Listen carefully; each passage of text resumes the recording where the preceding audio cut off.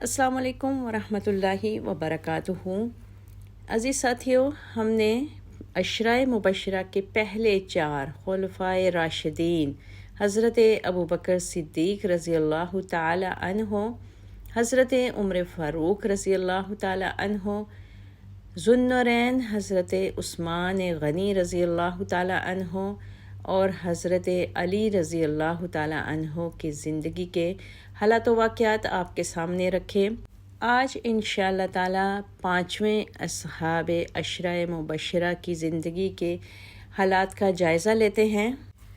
8 ہجری میں مکہ معظمہ پر پرچم اسلام بلند ہوا اور پھر غزوہ حنین میں بنو خوازن کو عبرتناک شکست ہوئی تو سارے قبائل عرب پر اسلام کی قوت و شوکت کی دھاک بیٹھ گئی اور عرب کے کونے کونے سے مختلف قبیلوں کے وفود جوک در جوک بارگاہ رسالت میں حاضر ہونے لگے، کوئی حلقہ بگوش اسلام ہونے کے لیے اور کوئی معاہدہ صلح و امن کے لیے۔ 9 ہجری میں تو اس کثرت سے وفود آئے کہ اس سال کا نام ہی عام الوفود یعنی وفدوں کا سال پڑ گیا۔ ان وفود میں اہل نجران کا وفد بھی تھا جس کو تاریخ اسلام میں غیر معمولی شہرت حاصل ہوئی۔ نجران مکہ معظمہ سے یمن کی طرف 7 منزل پر ایک وسیع ضلع تھا جہاں عیسائی عرب آباد تھے۔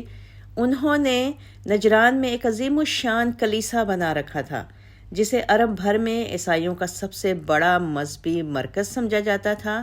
اس کلیسا میں عیسائیوں کے 2 بڑے مذہبی پیشوا رہتے تھے جن میں سے ایک کا لقب عاقب تھا اور دوسرے کا سید۔ 9 ہجری میں 60 آدمیوں پر مشتمل اہل نجران کا ایک وفد عاقب اور سید کی سرکردگی میں بڑی شان و شوکت سے مدینہ آیا۔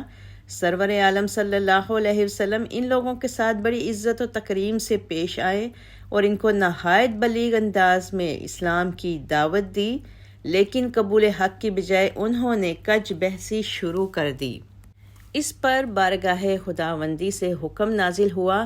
سورہ آل عمران آیت 6، اے رسول، جو شخص علم آنے کے بعد آپ سے جھگڑا کرتا ہے اس سے کہہ دیں کہ آؤ ہم اپنی اولاد کو بلاتے ہیں، تم اپنی اولاد کو بلاؤ، اسی طرح ہماری عورتیں اور تمہاری عورتیں، ہم خود بھی اور تم خود بھی جمع ہوں، پھر مباہلہ کریں اور اللہ سے دعا کریں کہ ہم میں جو جھوٹا ہو اس پر اللہ کی لعنت ہو۔ اس حکم کے مطابق رسول اللہ صلی اللہ علیہ وسلم نے حضرت فاطمہ الزہرا اور حضرت حسن و حسین کو لے کر مباہلہ کے لیے نکلے تو نجران کے سرداروں میں سے ایک نے کہا کہ مباہلہ ہرگز نہ کرنا، اس لیے کہ اگر وہ حقیقتاً نبی ہیں تو پھر ہم ہمیشہ کے لیے تباہ و برباد ہو جائیں گے۔ چنانچہ اہل نجران نے حضور صلی اللہ علیہ وسلم کی خدمت میں عرض کی کہ ہم آپ صلی اللہ علیہ وسلم کی اطاعت کرتے ہیں، آپ صلی اللہ علیہ وسلم ہم سے جو خراج چاہیں لے لیں، ہم ہمیشہ دیتے رہیں گے۔ آپ صلی اللہ علیہ وسلم کسی امین آدمی کو ہمارے ساتھ کر دیجئے۔ حضور صلی اللہ علیہ وسلم نے فرمایا، میں تمہارے ساتھ ایسے امین کو بھیجوں گا جو انتہا درجے کا حقیقی معنوں میں امانت دار ہے۔ حضور صلی اللہ علیہ وسلم کا ارشاد سن کر وہاں پر موجود تمام صحابہ نہایت شوق سے دیکھنے لگے کہ یہ شرف کس خوش بخت کو نصیب ہوتا ہے۔ رحمت عالم صلی اللہ علیہ وسلم نے اپنے ایک جاں نثار کی طرف شفقت بھری نظروں سے دیکھا اور ان کا نام لے کر فرمایا، کھڑے ہو جاؤ۔ کشیدہ قامت کے یہ نخیف و لاغر صاحب رسول، جن کے چہرے پر نور کی بارش ہو رہی تھی، ارشاد نبوی کی تعمیل میں فوراً کھڑے ہو گئے۔ حضور صلی اللہ علیہ وسلم نے ان صاحب کی طرف اشارہ کرتے ہوئے اہل نجران سے مخاطب ہو کر فرمایا، ھذا امین ھذہ الامت، یہ اس امت کے امین ہیں۔ یہ صاحب رسول جن کو لسان رسالت سے امین الامت کا مختم بالشان لقب مرحمت ہوا، سیدنا حضرت ابو عبیدہ بن جراح تھے۔ سیدنا حضرت ابو عبیدہ رضی اللہ تعالی عنہ بن جراح خیر البشر صلی اللہ علیہ وسلم کے ان جانثاروں میں سے ہیں جن کا شمار اساطین امت میں ہوتا ہے۔ وہ سابقون اولون، مہاجرین اولین، اصحاب بدر، اصحاب عشرہ مبشرہ اور اصحاب الشجرہ میں سے ایک ہیں۔ فی الحقیقت عہد رسالت کا کوئی بڑے سے بڑا شرف ایسا نہیں جو ان کو حاصل نہ ہوا ہو۔ ان کے فضائل و مناقب اور کارہائے نمایاں کا تذکرہ پڑھ کر سر عقیدت بے اختیار ان کی عظمت کے سامنے خم ہو جاتا ہے۔ اصل نام عامر تھا، لیکن انہوں نے اپنی کنیت ابو عبیدہ سے شہرت پائی۔ اسی طرح والد کا نام عبداللہ تھا، لیکن وہ دادا کی نسبت سے ابن الجراح مشہور ہوئے۔ حضرت ابو عبیدہ کا لقب امین الامہ، جو انہیں لسان رسول صلی اللہ علیہ وسلم سے عطا ہوا، اور امین وہ لقب ہے جو قرآن حکیم میں بڑے بڑے اولو العزم پیغمبروں کے نام کے ساتھ استعمال ہوتا ہے۔ خاندانی تعلق بنو فخر سے تھا، جو بقول ابن سعد قریش کی آخری شاخ ہے۔ سلسلہ نسب یہ ہے: عامر بن عبداللہ بن جراح بن ہلال بن احیب بن دبدہ بن حارث بن فخر۔ فخر پر سلسلہ نسب رسول کریم صلی اللہ علیہ وسلم سے مل جاتا ہے۔ والدہ کا نام امیمہ بنت غنم فخریہ تھا۔ ان کو بھی قبول اسلام اور صحابیت کا شرف حاصل ہوا۔ حضرت ابو عبیدہ ہجرت نبوی سے 23 سال قبل پیدا ہوئے اور بعثت نبوی کے ابتدائی زمانے میں ہی قبول اسلام کا شرف حاصل کیا۔ اس وقت تک معدود چند ہی بزرگوں نے دعوت حق قبول کی تھی، اور رسول اکرم صلی اللہ علیہ وسلم نے ابھی دار ارقم میں قیام نہیں فرمایا تھا۔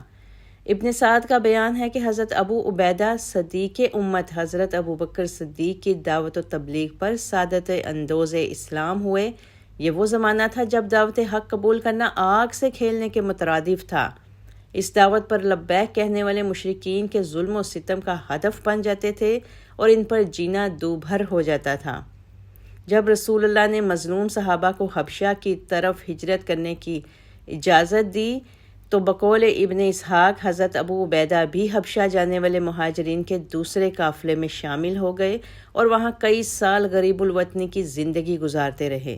بلاخر رسول اللہ کی ہجرت المدینہ سے کچھ عرصہ پہلے مکہ واپس آ گئے۔ 13 بعد بعثت میں رسول اللہ صلی اللہ علیہ وسلم نے صحابہ کرام کو مدینہ کی طرف ہجرت کرنے کا حکم دیا تو حضرت ابو عبیدہ بھی دوسرے مہاجرین کے ساتھ ارض مکہ کو الوداع کہہ کر مدینہ آ گئے۔ مدینہ منورہ میں نزول اجلال فرمانے کے چند ماہ بعد ہی رسول اللہ صلی اللہ علیہ وسلم نے مہاجرین اور انصار کے مابین مواخات قائم کر لی۔ آپ صلی اللہ علیہ وسلم نے ابو عبیدہ بن جراح اور ابو طلحہ رضی اللہ تعالی عنہم کے درمیان مواخات قائم کی۔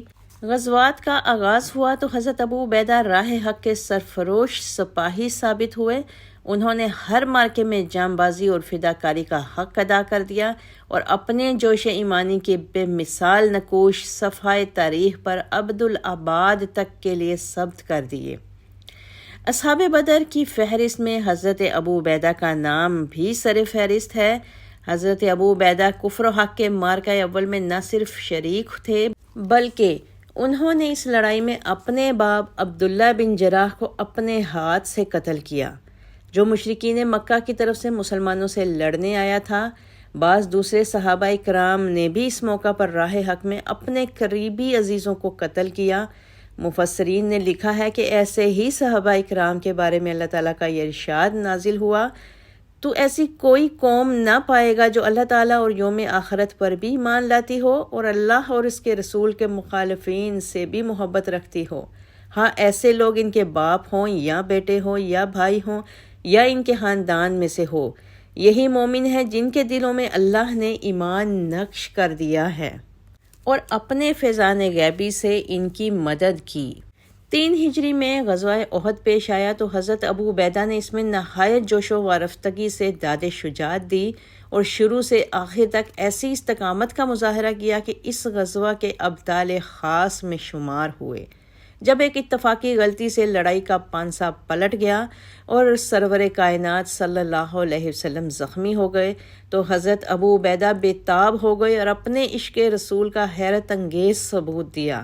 حضرت ابو بکر صدیق سے روایت ہے کہ میں نے دیکھا ایک شخص رسول اللہ صلی اللہ علیہ وسلم کو اکیلا پا کر مشرق کی جانب سے ایک پرندے کی طرح فضا میں پرواز کرتا ہوا تیزی سے حضور کی طرف بڑھتا چلا آ رہا ہے۔ میں بھی آپ صلی اللہ علیہ وسلم کی حفاظت کے لیے تیزی سے بھاگا اور کہا کہ الہی خیر ہو، کیا دیکھتا ہوں کہ وہ شخص جو مجھ سے پہلے پہنچ چکا ہے ابو عبیدہ بن جراح ہے۔ اس موقع پر ایک کافر کے وار سے خود کی کڑیاں رسول اللہ صلی اللہ علیہ وسلم کے رخسار مبارک میں دھنس گئیں۔ ابو عبیدہ نے آگے بڑھ کر یہ کڑیاں اپنے دانتوں سے پکڑ کر کھینچیں یہاں تک کہ وہ باہر آ گئیں، لیکن اس کوشش میں ابو عبیدہ کے سامنے کے 2 دانت ٹوٹ گئے۔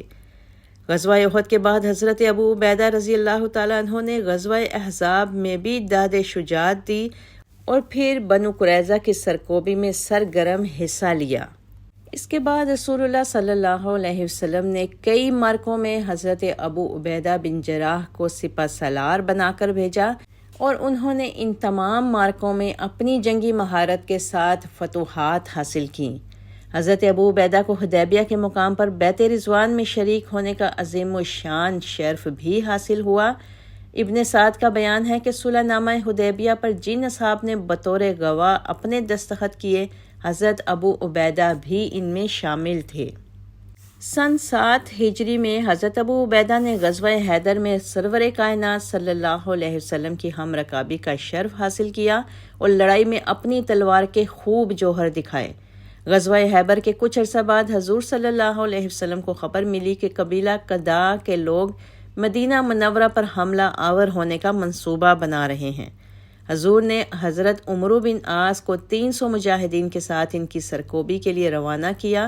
حضرت عمرو نے بنو قدا کے علاقے میں پہنچ کر سلاسل نامی ایک چشمے پر قیام کیا اور وہاں سے حضور کو پیغام بھیجا کہ دشمن کی تعداد بہت زیادہ ہے، اس لیے کمک بھیجی جائے۔ سرور کائنات نے پیغام ملتے ہی 200 مجاہدین حضرت ابو عبیدہ کی قیادت میں مدد کے لیے روانہ کر دیے۔ ان مجاہدین میں حضرت ابوبکر صدیق اور حضرت عمر فاروق جیسے عظیم المرتبت بزرگ بھی شامل تھے۔ جب یہ قوم کی فوج حضرت عمر بن عاص کی فوج سے مل گئی تو تمام لشکر کی امارت کا سوال پیدا ہوا۔ حضرت ابو عبیدہ اگرچہ اپنے مرتبے و شان کے لحاظ سے پوری طرح امارت کے مستحق تھے، لیکن جب حضرت عمرو بن عاص نے اصرار کیا کہ میں ہی ساری فوج کی قیادت کروں گا، تو حضرت ابو عبیدہ نے خوش دلی سے ان کی قیادت قبول کر لی اور ان کی زیر امارت نہایت بہادری سے دشمنوں کے خلاف لڑے، یہاں تک کہ انہیں شکست دے دی۔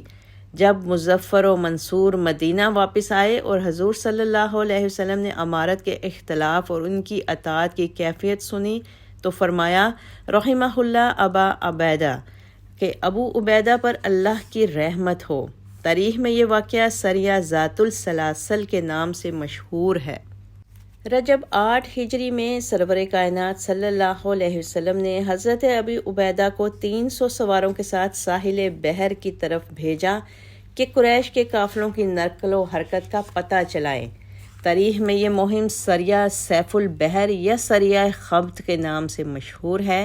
سیف البحر یعنی سمندر کا کنارہ، اس لیے کہ مجاہدین کو سمندر کے ساحل پر قیام کرنا پڑا، اور خبط اس لیے کہا گیا کہ اس مہم میں سامان رسد ختم ہو جانے کے باعث مجاہدین کو درختوں کے پتوں پر گزارا کرنا پڑا، اور جو پتے لکڑی وغیرہ مار کر درختوں سے جھاڑے جاتے ہیں انہیں خبط کہتے ہیں۔ حضرت ابو عبیدہ کے ماتحت لشکر میں حضرت ابوبکر صدیق اور حضرت عمر فاروق بھی شامل تھے۔ رمضان 8 ہجری میں حضرت ابو عبیدہ رضی اللہ تعالیٰ عنہ نے غزوۃ الفتح میں سرور کائنات صلی اللہ علیہ وسلم کی ہم رکابی کا شرف حاصل کیا۔ ایک روایت کے مطابق مکہ میں داخل ہونے والے لشکر کے ایک حصے کی امارت حضرت ابو عبیدہ کے سپرد تھی۔ یہ حصہ فوج زرہ پوش مجاہدین پر مشتمل تھا۔ فتح مکہ کے بعد حضرت ابو عبیدہ نے حنین اور طائف کے معرکوں میں بھی اپنی شجاعت کے جوہر دکھائے اور جان بازی کا حق ادا کر دیا۔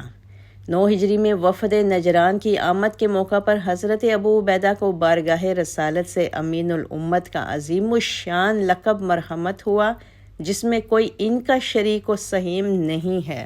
10 ہجری میں حضرت ابو عبیدہ نے حجۃ الوداع میں سرور کائنات صلی اللہ علیہ وسلم کی ہم رکابی کا شرف حاصل کیا۔ 11 ہجری میں رسول اللہ صلی اللہ علیہ وسلم نے رحلت فرمائی تو حضرت ابو عبیدہ پر کوہ غم ٹوٹ پڑا، تاہم انہوں نے بڑے صبر و حوصلے سے کام لیا۔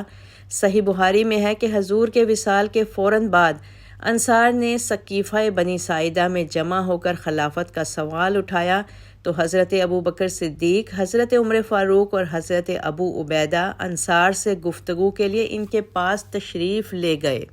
گفتگو کے دوران حضرت ابو عبیدہ نے انصار سے مخاطب ہو کر فرمایا، اے گروہ انصار، تم نے سب سے پہلے اسلام کی امداد و اعانت کی، اب تم ہی افتراق و اختلاف کی بنیاد نہ رکھو۔ جب دونوں طرف سے تقریریں ہو چکی تو حضرت ابو بکر نے حاضرین سے خطاب کرتے ہوئے فرمایا، میں تمہارے لیے ان دو شخصوں یعنی حضرت عمر فاروق اور حضرت ابو عبیدہ میں سے کسی ایک کو پسند کرتا ہوں، تم ان دونوں میں سے کسی ایک کی بیعت کر لو۔ لیکن ان دونوں بزرگوں نے حضرت ابو بکر صدیق کی موجودگی میں بار خلافت اٹھانے سے انکار کر دیا اور بڑھ کر سب سے پہلے صدیق اکبر کی بیعت کر لی۔ ان کے بعد سارا مجمع بیعت کے لیے ٹوٹ پڑا۔ حضرت ابو بکر صدیق رضی اللہ تعالیٰ عنہ کے مسند آرائے خلافت ہونے کے بعد اچانک سارے عرب میں فتنہ ارتداد کے شعلے بھڑک اٹھے۔ صدیق اکبر نے اس ہولناک فتنے کا بڑی ثابت قدمی سے مقابلہ کیا اور 10 ماہ کے اندر اس کا استحصال کر دیا۔ یہ پراشوب دور میں حضرت ابو عبیدہ برابر خلیفۃ الرسول کے دست و بازو بنے رہے۔ حضرت ابو بکر صدیق رضی اللہ تعالیٰ عنہ نے بھی حضرت ابو عبیدہ کو بے انتہا فتوحات میں سپہ سالار فوج منتخب کیا اور حضرت ابو عبیدہ رضی اللہ تعالیٰ عنہ تمام جنگوں میں عظیم الشان کامیابی لے کر لوٹے۔ حضرت ابو بکر صدیق رضی اللہ تعالیٰ عنہ نے جب وفات پائی اور حضرت عمر فاروق مسند نشین خلافت ہوئے تو عمر فاروق رضی اللہ تعالیٰ عنہ نے عنان حکومت ہاتھ میں لیتے ہی حضرت ابو عبیدہ کو شام کا سپہ سالار اعظم مقرر کر دیا۔ حضرت ابو عبیدہ رضی اللہ تعالیٰ عنہ عمر فاروق رضی اللہ تعالیٰ عنہ کی بھی امیدوں پر پورے اترے اور بے انتہا مزید علاقے فتح کیے۔ اسی طرح حضرت ابو عبیدہ رضی اللہ تعالیٰ عنہ نے جب بیت المقدس کی طرف روانہ ہوئے، جس کو حضرت عمرو بن عاص نے پہلے ہی محاصرے میں لے رکھا تھا، حضرت ابو عبیدہ بیت المقدس پہنچے تو عیسائیوں نے ہمت ہار دی اور صلح کی درخواست کی، لیکن اس کے ساتھ یہ شرط رکھی کہ حضرت عمر خود بیت المقدس آئیں اور اپنے ہاتھوں سے معاہدہ صلح کی تکمیل کریں۔ حضرت ابو عبیدہ نے حضرت عمر کو خط لکھا کہ بیت المقدس کی بلا کشت و خون فتح کا انحصار آپ کی یہاں تشریف آوری پر ہے۔ امیر المومنین کو حضرت ابو عبیدہ کا خط ملا تو وہ چند مہاجرین و انصار کے ساتھ بیت المقدس تشریف لے گئے۔ جابیہ کے مقام پر حضرت ابو عبیدہ، حضرت خالد بن ولید، حضرت یزید بن ابی سفیان اور دوسرے افسران فوج نے امیر المومنین کا استقبال کیا۔